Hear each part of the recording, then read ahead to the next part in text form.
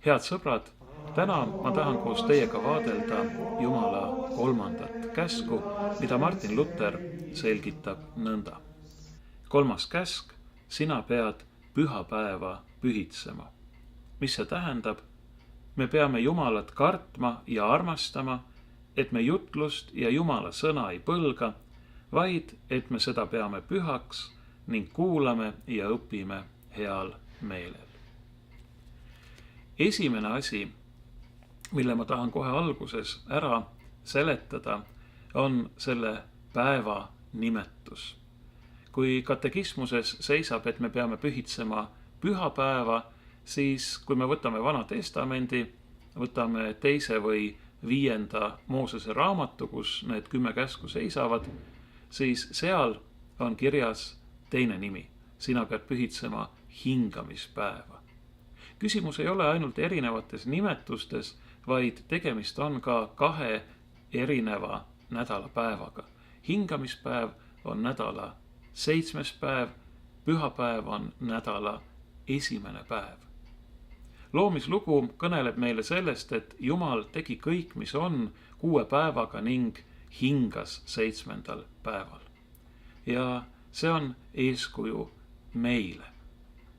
Meiegi vajame pärast 6 päevast töönädalat hingamist, puhkamist. Nädala 1. päev, pühapäev, on aga seotud hoopis millegi muuga. Nimelt kõnelevad evangeeliumid meile sellest, et Jeesus tõusis surnuist üles nädala 1. päeval.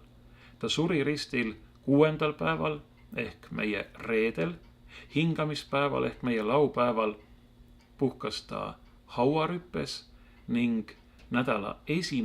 päeval, pühapäeval, tõusis ta surnuist üles.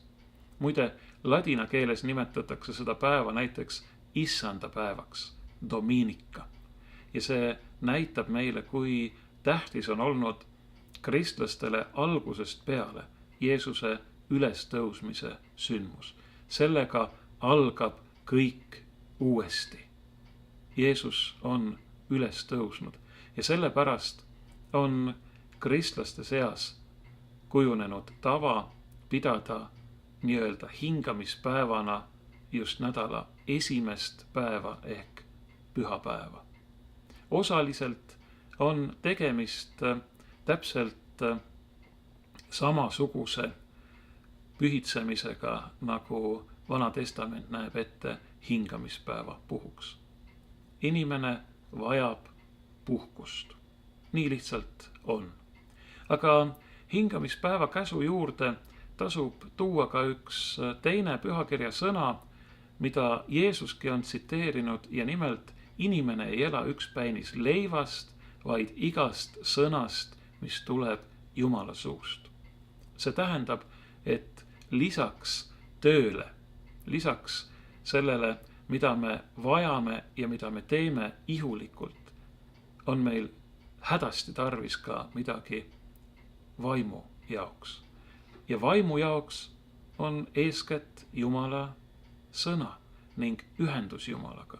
Ühendus Jumalaga nii tema sõna kaudu, kui palves, kui koguduse kokku tulemisena, kui ka pühima altarisakramendi kaudu, millest me pühapäevasel Jumala teenistusel osa saame.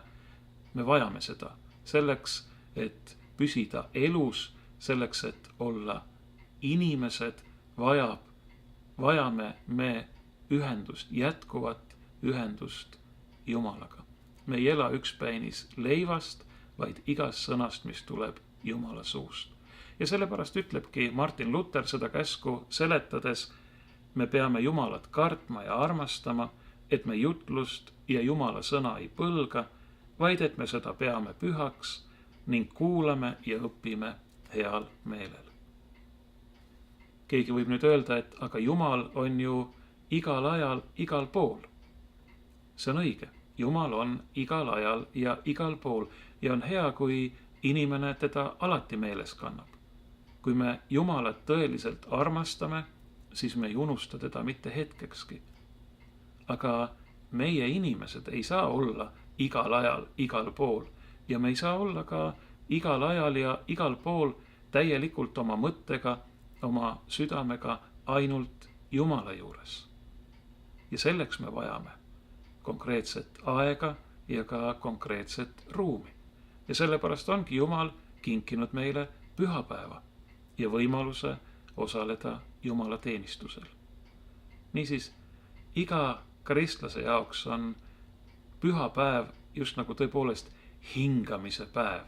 Me saame sellel päeval sisse hingata Jumala osadust, Jumala sõna, Jumala armastust, ka koguduse osadust, vendade ja õdede armastust. Me saame olla üheskoos ja eeskätt koos Jumalaga. Aga siin on veel midagi. Eriti need, kes on pereinimesed, on mulle tihti öelnud, et pühapäev on ainuke päev, kus nad saavad olla koos oma perega ja nad ei taha seda nii-öelda raisata kirikus käimise peale. Mina vastan tavaliselt sellele nõnda, et ütlen, tulge ikkagi kirikusse, tulge koos kirikusse, tulge terve perega.